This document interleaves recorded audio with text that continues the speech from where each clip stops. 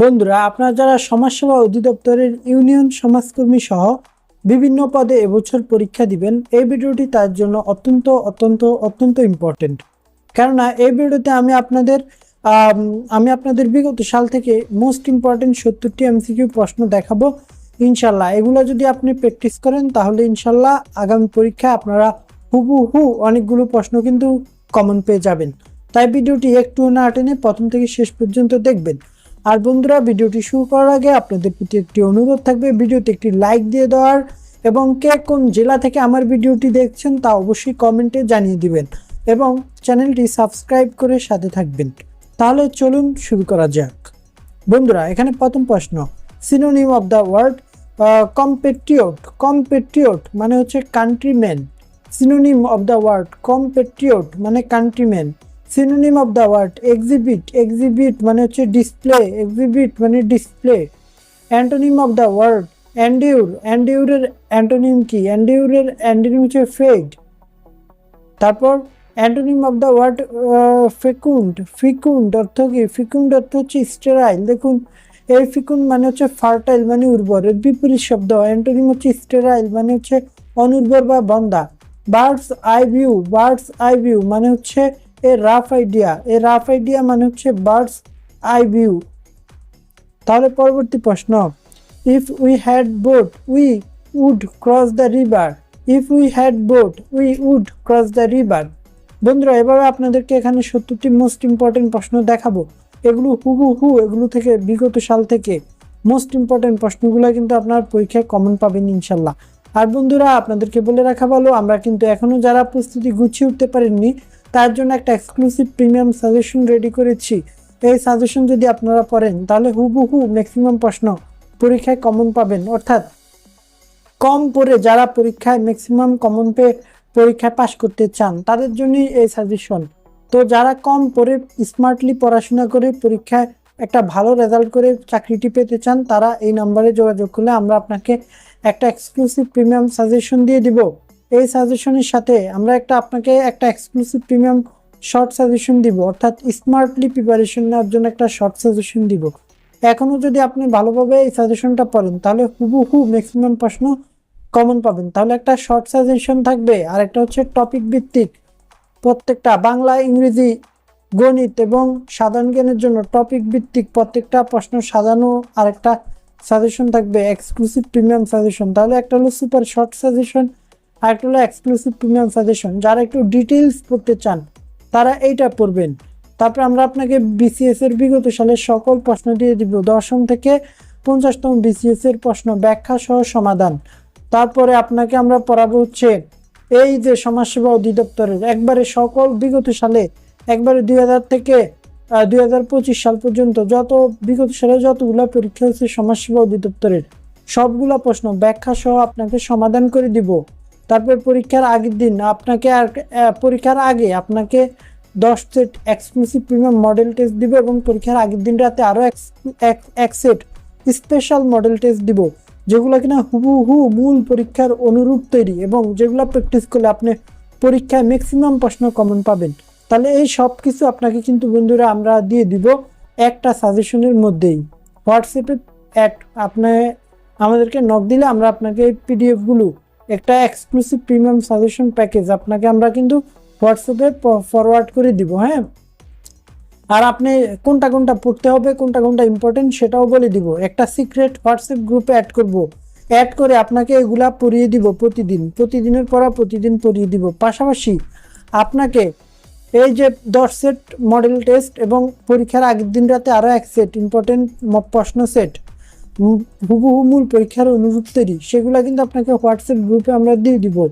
তাহলে এই যে আপনি পড়লেন বিগত সালের সকল প্রশ্ন, বিসিএস এর সকল প্রশ্ন, তারপর আমাদের important exclusive premium model test 10 set, পরীক্ষার আগে আরও এক সেট স্পেশাল মডেল টেস্ট।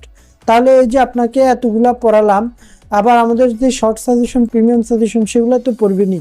তাহলে এই যে 5টা জিনিস পড়লেন আপনি, এটা পড়ার ফলে আপনি পরীক্ষায় 100% কমন পাবেন। অর্থাৎ অন্যরা তো সারা দুনিয়া যা আছে সব পড়ে আসবে, তাদের কিছু মনে থাকবে না, কিন্তু আপনি খুব গোছালোভাবে স্টেপ বাই স্টেপ যখন এগুলা পড়ে ফেলবেন শর্টকাটে খুব সহজে, তখন কিন্তু আপনি অন্যরা পড়লে তাদের মনে থাকবে না কিছু, আর আপনি যেহেতু কম পড়েছেন এবং বারবার পড়বেন ইম্পর্টেন্টগুলা, এবং পরীক্ষা যখন হুবহু পরীক্ষায় এখান থেকে আসবে তখন কিন্তু আপনি ইজিলি মানে হচ্ছে 70 পেয়ে যেতে পারেন, 65 পেয়ে যেতে পারেন, এরকম ম্যাক্সিমাম প্রশ্ন আপনি কমন পাবেন। এবং আপনি যদি 70টার থেকে 60টা বা 65টাও ঠিকঠাক দাগাতে পারেন তাহলে চাকরিতে 100% আপনার নিশ্চিত, তাই না?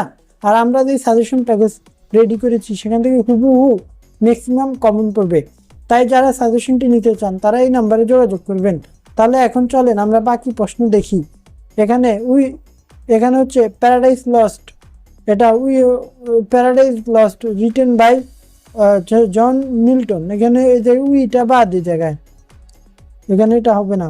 Paradise Lost written by John Milton.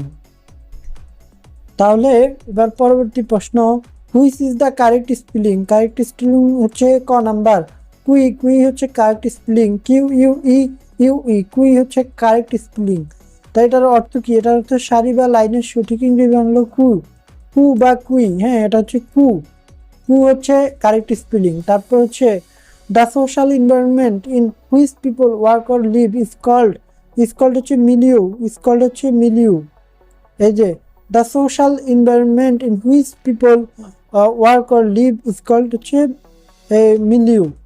তারপর 1 million of a second is called microsecond. তারপরে দে অ্যারাইভড হেয়ার আফটারের পর হ্যাড লেফট হবে। দেখুন এই যে এই নিয়মটা কিন্তু বারবার পরীক্ষায় আসে।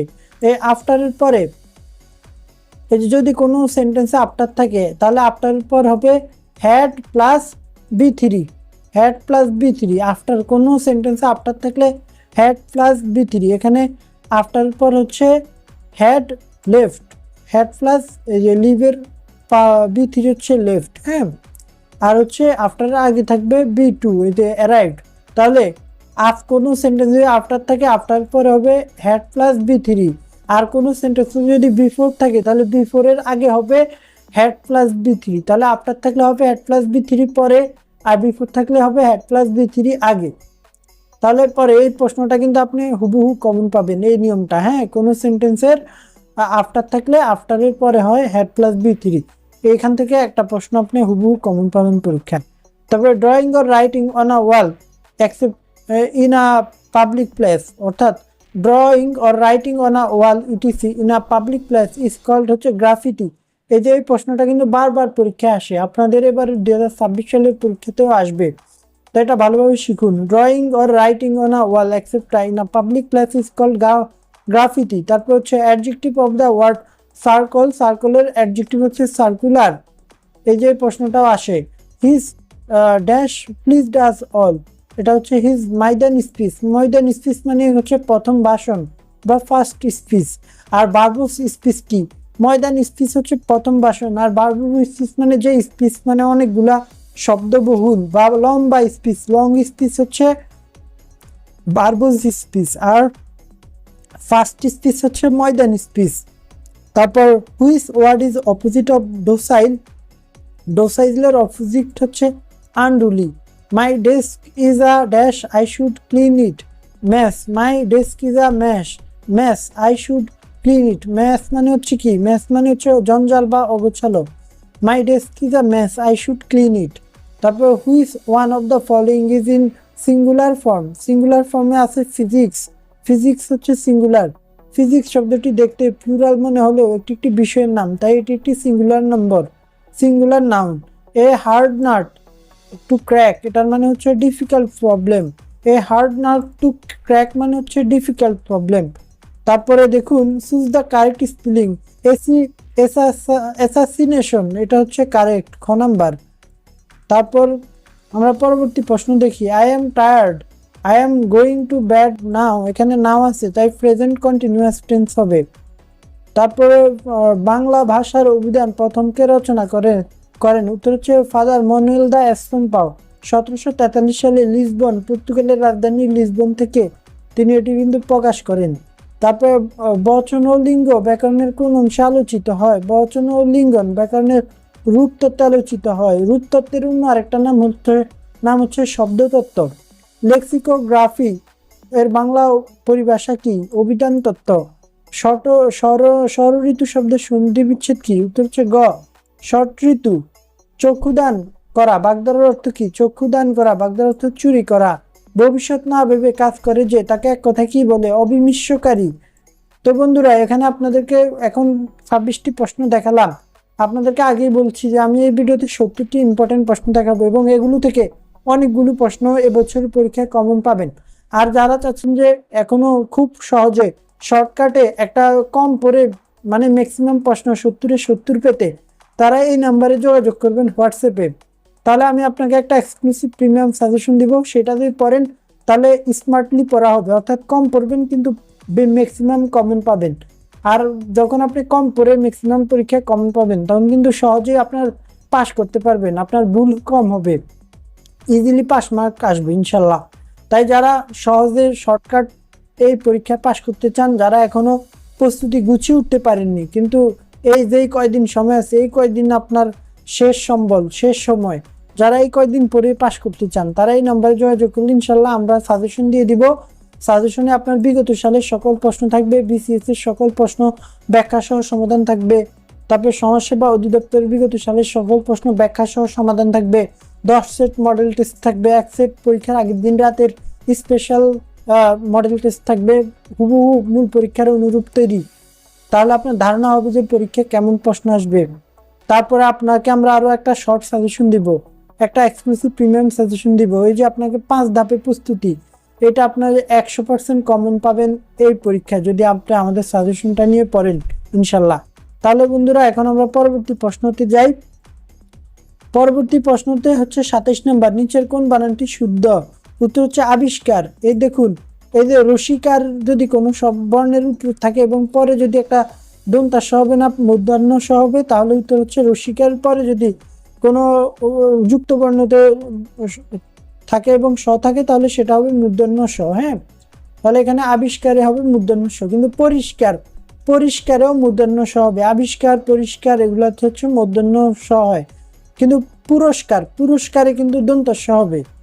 তাহলে দেখুন, পদ্মের সমার্থক শব্দ কোনটি? পদ্মের সমার্থক শব্দ হচ্ছে অরবিন্দু। হ্যাঁ, পদ্মের শব্দ অরবিন্দু। হ্যাঁ, তারপর হচ্ছে কোনটি তৎসম শব্দ? কোনটি? মানব হচ্ছে একটা তৎসম শব্দ, মানব। মনোযোগ স্বনীয় হচ্ছে এই যে মানুষ। হ্যাঁ, মানুষ, মানুষ হচ্ছে একটা এই যে মূর্ধন্য স, এই যে এটা হচ্ছে তৎসম শব্দ। তাহলে এখানে কোনটি লিঙ্গান্তর হয় না? লিঙ্গান্তর হয় না হচ্ছে কবিরাজ। কবিরাজ শব্দটি লিঙ্গান্তর কখনো হয় না। দর্শন মাত্র কোন ধরনের সমাসের উদাহরণ? নিত্য সমাস। হ্যাঁ, দর্শন মাত্র, কেবলমাত্র, তারপর হচ্ছে গ্রামান্তর, এগুলো হচ্ছে নিত্য সমাস। আইডিওলেক্ট, আইডিওলেক্ট হচ্ছে ব্যক্তি ভাষা। হ্যাঁ, আইডিওলেক্ট মানে হচ্ছে ব্যক্তি বা ব্যক্তি ভাষা। তারপর হচ্ছে বিশ্বকবি তার কোন কবিতাটি উৎসর্গ করেছিলেন বিদ্রোহী কবিকে? বিদ্রোহী কবিকে বসন্ত কবিতাটি উৎসর্গ করেছিলেন। তাহলে এই যে রবীন্দ্রনাথ ঠাকুর বসন্ত 1923 সালে, এটা একটা গীতিনাট্যটি বিদ্রোহী কবি কাজী নজরুল ইসলামকে উৎসর্গ করেছিলেন। হ্যাঁ, এটা একটা গীতিনাট্য, এটা একটা কবিতা, এটা উৎসর্গ করেছিলেন কাজী নজরুল ইসলামকে 1923 সালে। তাহলে জিজ্ঞাসিব জনে জনে কোন কারকে কোন বিভক্তি? উত্তর হচ্ছে কর্মে সপ্তমী। জিজ্ঞাসিব জনে জনে কর্মে সপ্তমী, জিজ্ঞাসিব জনে জনে কর্মে সপ্তমী, এটা ভালোভাবে মনে রাখবেন। তারপরে অবিরাম যাত্রার চির সংঘর্ষে একদিন সে পাহাড় টলবেই, অর্থাৎ অবিরাম যাত্রার চির সংঘর্ষে একদিন সে পাহাড় টলবেই, এই কবিতাংশটি কার রচনা? উত্তর হচ্ছে সিকান্দার আবু জাফরের রচনা। অবিরাম যাত্রার চির সংঘর্ষে একদিন সে পাহাড় টলবেই, সিকান্দার আবু জাফর। কোথায় থাকা হয় বাক্যটি কোন বাচ্যের উদাহরণ? উত্তর হচ্ছে ভাব বাচ্যের উদাহরণ। তারপরে হচ্ছে অবি, অবি কোন ভাষার উপসর্গ? অবি হচ্ছে একটা তৎসম ভাষার উপসর্গ। তারপর 38 নম্বর প্রশ্ন, কমলাকান্তের দপ্তর বঙ্কিমচন্দ্রের কোন ধরনের রচনা? উত্তর রম্য রচনা। কুসুম শব্দের সঙ্গে বহুবচন কোন রূপটি মানানসই? উত্তর দাম।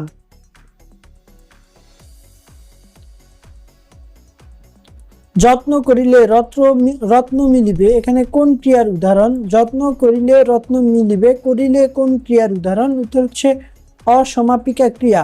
যত্ন করিলে রত্ন মিলিবে, এখানে করিলে হচ্ছে একটি অসমাপিকা ক্রিয়ার উদাহরণ। করিলে করিলে শব্দটি দ্বারা বাক্যের অর্থ সম্পূর্ণরূপে প্রকাশ হয় না বা আকাঙ্ক্ষা থেকে যায়। দেখুন, যত্ন করিলে, হ্যাঁ, তো এটা কিন্তু আপনার সম্পূর্ণ অর্থ প্রকাশিত হচ্ছে না, তাই এটা একটা অসমাপিকা ক্রিয়া। তারপর 1, 27, 125 ধারাটির পরবর্তী সংখ্যা কত? দেখুন, এটা এখন আমরা অঙ্ক প্রশ্ন দেখব। অঙ্ক হচ্ছে আপনার আসবে প্রায় 20টি অঙ্ক। আমরা দেখি 1, 27, 25 ধারাটির পরবর্তী সংখ্যা কত। এখানে দেখুন 1 এর কিউব হচ্ছে 1, 3 এর কিউব হচ্ছে ঘন, 3 এর কিউব মানে হচ্ছে ঘন, 1 এর কিউব হচ্ছে 1, 3 এর কিউব হচ্ছে 27, 5 এর কিউব হচ্ছে 25। তাহলে পরবর্তী বিজোড় সংখ্যা হচ্ছে 7, তাহলে 7 এর কিউব হচ্ছে 343। তাহলে প্রত্যেকটি অঙ্ক কেবল একমাত্র একবার নিয়ে 8, 9, 7, 6, 3, 2 অঙ্কগুলো দ্বারা 3 অঙ্ক বিশিষ্ট কতগুলো ভিন্ন সংখ্যা গঠন করা যায়। এখানে দেখুন, এই যে এখানে হবে বিন্যাস। এখানে দেখতে পাচ্ছেন যে 6p3, এটাকে বাংলা হচ্ছে এরকম হয়, এই যে এটাকে বাংলা হচ্ছে এরকম হয়, উপরে 6 নিচে 3। তাহলে আপনার কি থাকবে? এখানে থাকবে এই যে এটা 6, 5, 4, তাহলে 120। তাহলে আপনার উত্তর হচ্ছে গ। এখন আমরা পরবর্তী অঙ্ক দেখি, কোন সংখ্যাটি সবচেয়ে বড়? উত্তর হচ্ছে এখানে দেখুন, এখানে কোন সংখ্যাটি √5 হচ্ছে সবচেয়ে বড়। √5 এর মান হচ্ছে 0.70707, তাই এটা হচ্ছে সবচেয়ে বড় √05। তারপরে 5, 9, 3, 17 ধারাটির 165তম পদ কত? উত্তর হচ্ছে 41। দেখুন, এখানে প্রথম পদ হচ্ছে 5, সাধারণত 4, তাহলে আমরা জানি এখানে হচ্ছে কি, এখানে বলছে 165 কততম পদ।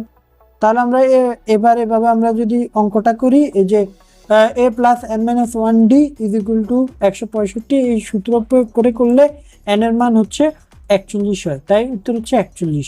একটি সংখ্যার 40% এর সাথে 45 যোগ করলে ওই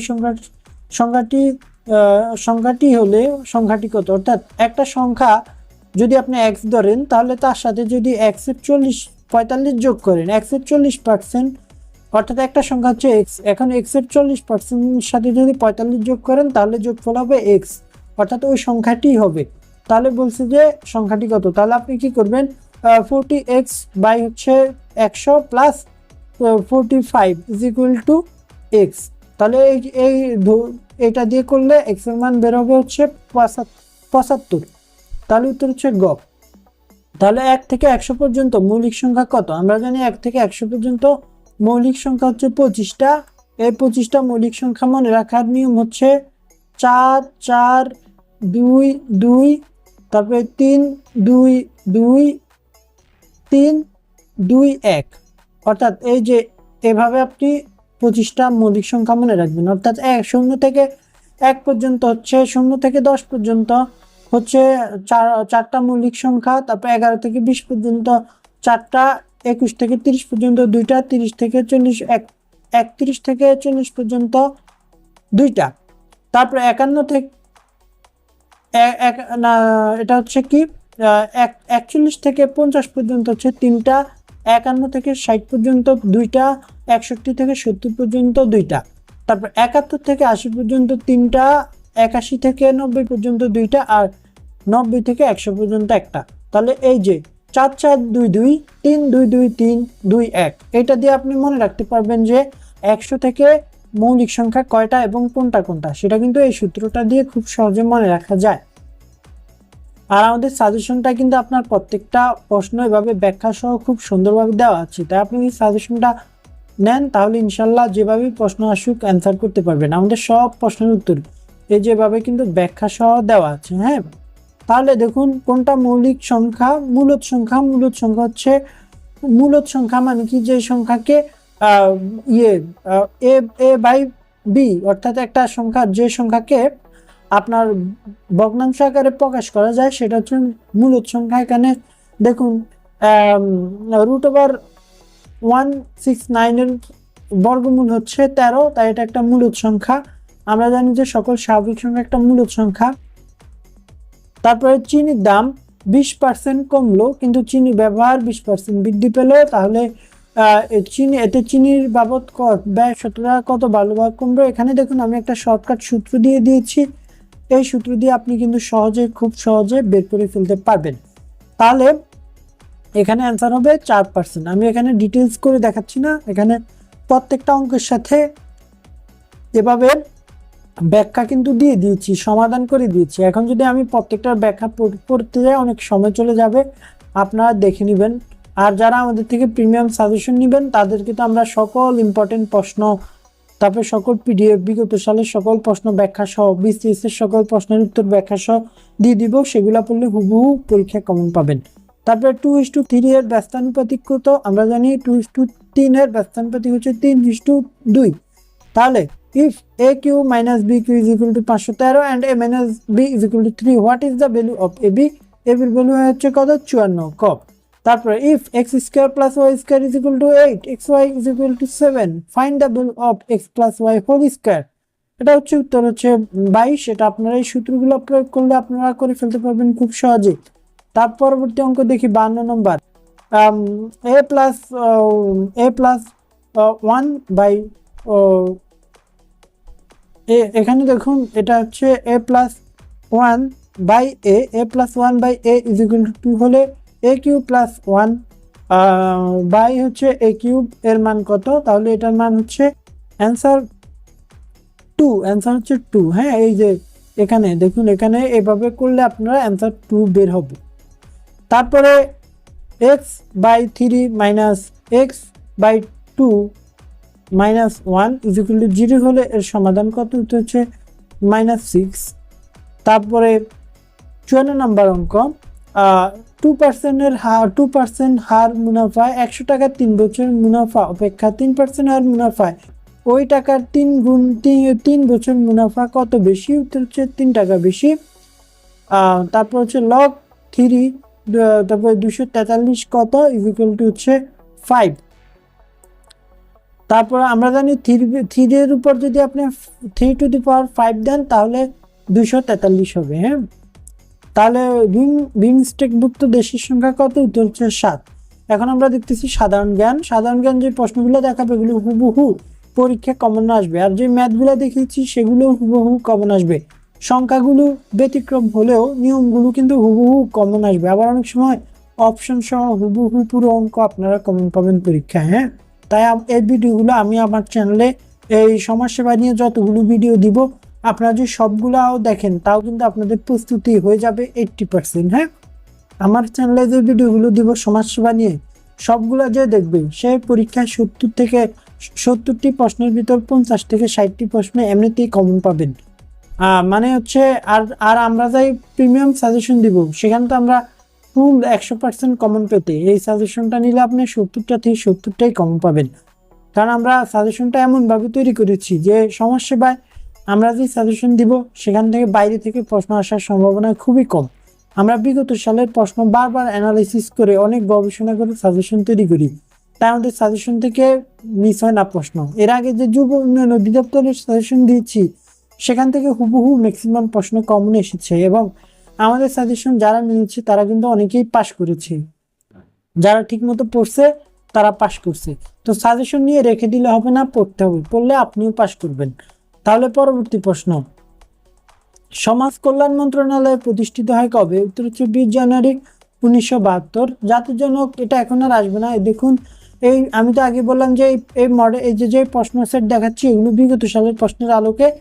তো বিগত সালের শেখ হাসিনা সরকার ছিল, সে কিন্তু সুজাচার, সে শুধু বারবার তার বাবার নাম, তার মার নাম, তার 14 গোষ্ঠীর নাম প্রশ্নে দিয়ে দিত। তো এখন আর এগুলা ইম্পর্টেন্ট না, এগুলো আসবে না এখন আর।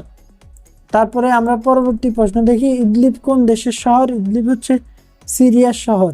মুক্তিযুদ্ধের কোন সেক্টর কেবল নৌ কমান্ডো দ্বারা গঠিত, উত্তর হচ্ছে 10 নং সেক্টর।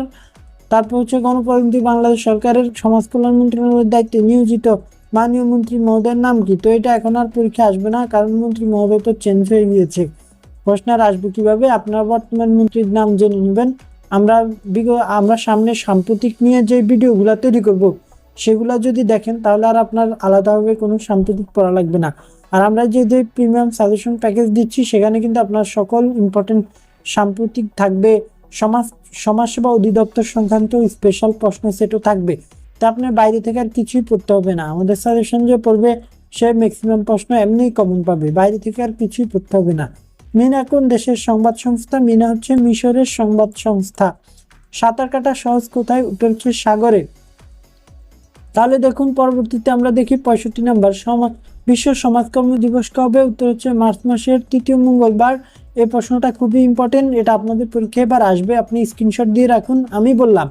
আমি বললাম এবার পরীক্ষা আপনাদের এই প্রশ্নটা আসবে। হ্যাঁ, আসার পর দেখেন যে শাহাবুদ্দিন হৃদয় স্যারের নাম আপনার মনে পড়বে। হ্যাঁ, এই যে আমি বললাম যে এই প্রশ্নটা আসবে, অনেক আসার সম্ভাবনা এই যে এই প্রশ্নটা।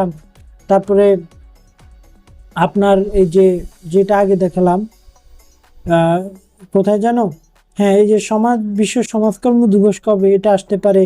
এই যে এইটা জাতীয় সমাজসেবা দিবস কবে? 2রা জানুয়ারি। এই যে এই প্রশ্ন যে দুইটা দেখালাম, এখান থেকে ইনশাল্লাহ একটা প্রশ্ন কিন্তু পরীক্ষায় কমন পাবেন। তারপর সমাজসেবা অধিদপ্তর কবে প্রতিষ্ঠিত হয়, সেটাও আসতে পারে। তো এখানে আমি বললাম যে এই তিনটাই, যে সমাজকর্ম দিবস কবে, তারপরে জাতীয় সমাজসেবা দিবস কবে, তারপর হচ্ছে সমাজসেবা অধিদপ্তর কবে প্রতিষ্ঠিত হয়। এই যে 3টা প্রশ্ন বললাম, এখান থেকে ইনশাল্লাহ আপনারা একটা প্রশ্ন কিন্তু কমন পাবেন হুবহু। তারপরে বাংলাদেশের বিমানের বোয়িং 787-8 বিমানটি কি নামকরণ করা হয়েছে? উত্তর হচ্ছে আকাশ বিনা, অর্থাৎ এই যে বোয়িং 787-8 বিমানটির নাম হচ্ছে আকাশ বিনা। তারপর হচ্ছে 2019 সালে বিশ্বকাপ ক্রিকেটে মোট কতটি দেশ অংশগ্রহণ করে? এটা এখন আর আসবে না, এখন আসবে 2026 বিশ্বকাপটি কততম? উত্তর হচ্ছে 2026 ফিফা বিশ্বকাপ ফুটবল হচ্ছে এটা 23তম বিশ্বকাপ। এটা কোথায় অনুষ্ঠিত হয়? এটা হচ্ছে কানাডা, ইউএসএ এবং মেক্সিকোতে অনুষ্ঠিত হয়। উদ্বোধনী ম্যাচ কোন দেশে অনুষ্ঠিত হয়? মেক্সিকোতে। তারপরে ফিফা বিশ্বকাপের 1000তম ম্যাচ কোন দেশ খেলে? 1000তম ম্যাচ খেলা হয়েছে মেক্সিকোতে, খেলেছে হচ্ছে জাপান এবং আলজেরিয়া খেলেছে। হ্যাঁ, জাপান এবং তিউনিশিয়া 1000তম ম্যাচ খেলেছে। এই 51তম ম্যাচ খেলেছে হচ্ছে মেক্সিকোতে, মেক্সিকোর মাটিতে খেলা হয়েছে 23তম বিশ্বকাপে। 1000তম ম্যাচ খেলা হয়েছে মেক্সিকোতে, খেলেছে জাপান এবং তিউনিশিয়া। জাপান তিউনিশিয়াকে 4 গোল দিয়ে জয়যুক্ত হয়েছে এই ম্যাচে। হ্যাঁ, আর ফিফা বিশ্বকাপ সর্বপ্রথম 1930 সালে অনুষ্ঠিত হয়। 1930 সালে প্রথম ম্যাচ অনুষ্ঠিত হয় উরুগুয়েতে। যে সেই ম্যাচের ফাইনাল খেলে হচ্ছে সেই বিশ্বকাপ, ফিফা বিশ্বকাপের প্রথম ম্যাচের ফাইনাল খেলে উরুগুয়ে এবং আর্জেন্টিনা।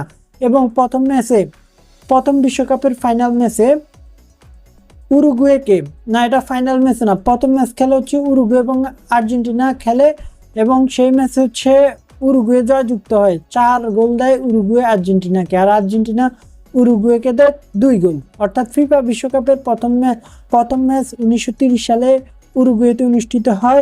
সেই ম্যাচ খেলে উরুগুয়ে এবং আর্জেন্টিনা। উরুগুয়েকে আর্জেন্টিনা 2 গোল দেয় এবং উরুগুয়ে আর্জেন্টিনাকে 4 গোল দেয়, জয়যুক্ত হয় উরুগুয়ে। আর ফিফা বিশ্বকাপের 1000তম ম্যাচ খেলা হয়েছে মেক্সিকোতে 23তম বিশ্বকাপে, এবং এই 1000তম ম্যাচ খেলে জাপান এবং তিউনিশিয়া। জাপান 4 গোল দেয় তিউনিশিয়াকে এবং জাপান জয়যুক্ত হয়। তো এই যে ইনফরমেশনগুলো বললাম আপনাকে সাম্প্রতিক থেকে, এখান থেকে কিন্তু আপনি একটা প্রশ্ন কমন পাবেন ইনশাল্লাহ।